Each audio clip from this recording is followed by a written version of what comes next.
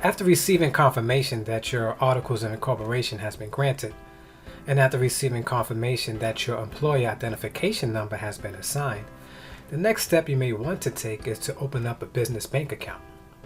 The main purpose for opening up a business bank account is to separate all of the business's income and revenue from your own personal income and revenue.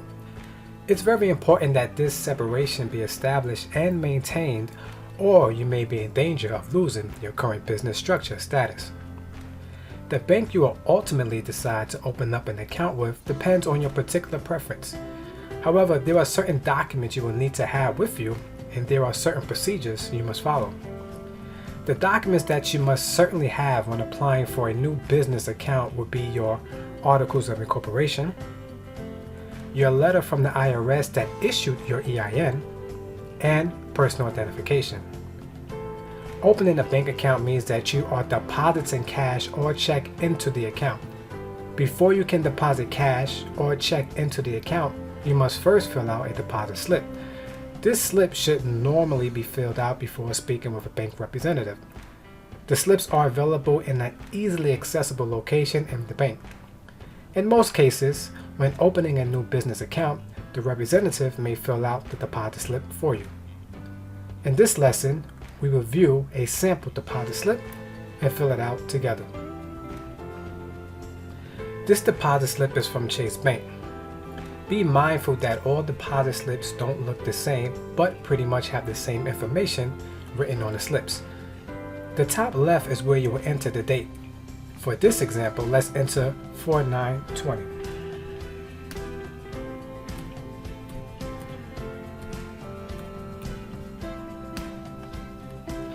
Right underneath the date, you will enter your business name. This is the same place an individual can enter his or her name as well. For this example, we will enter Divine Pizza Inc.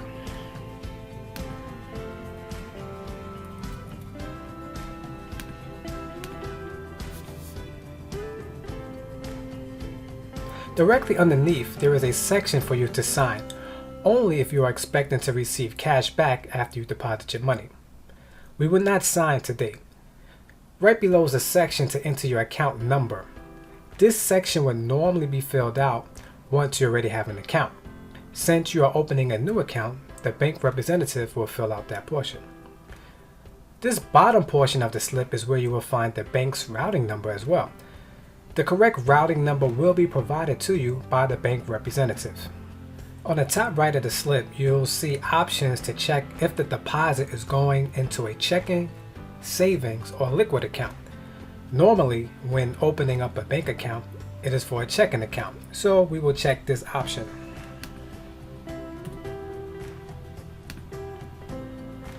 Below these options is the section where you will enter the amount of your deposit. There is a section for cash. If you are depositing cash, this is where you will put the amount. Notice this row of rectangular boxes, a point, and then two remaining rectangular boxes. This decimal point separates the whole dollars from the cents. The whole numbers will be filled out to the left of the decimal, and the cents will be entered on the right of the decimal. For this example, we are depositing $500 in cash. So let's enter our amount in the appropriate area.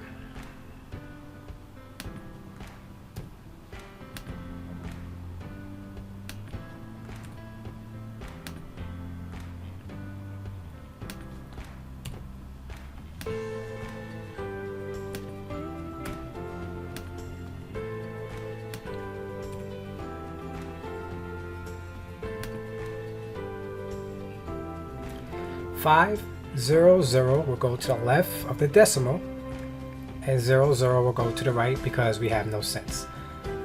The check section is where you will enter the amount of any checks you will be depositing. For this example, we will not be depositing checks, so we will leave that section blank.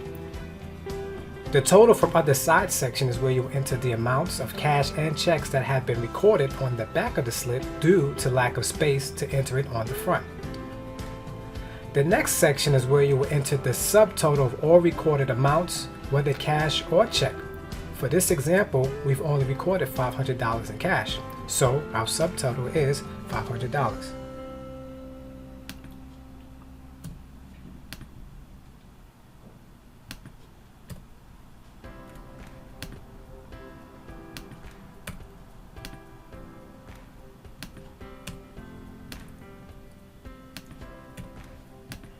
The cash back section is where you will enter the amount of money you are expecting to receive back after this deposit.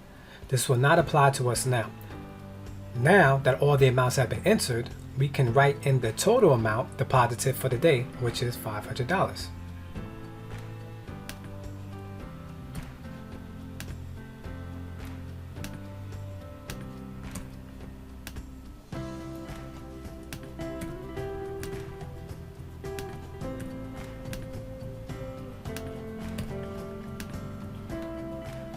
Once the deposit slip is filled out completely, you will hand the slip and the other documents to the bank representative who has been assigned to your case. He or she will look over all the documents and approve the transaction once it is determined that all the information presented is sufficient. Next, you will receive a receipt of your transaction, a business banking folder that contains your documents and other information, and your business debit card.